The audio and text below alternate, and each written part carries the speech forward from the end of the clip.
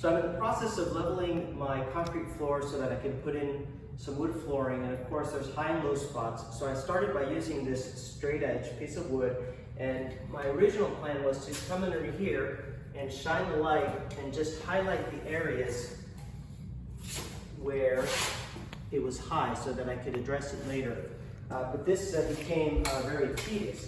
So I came up with this idea where, if you take a look, I took the same piece of board and I routed out a channel, and I set in some LED lighting, and I covered it with packing tape to help protect it because I still want to use it.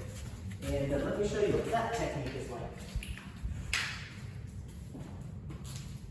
There it is.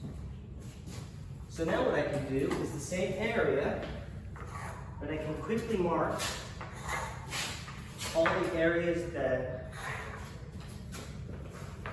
are high, and then I can choose to either grind or fill as necessary, or a little bit of both.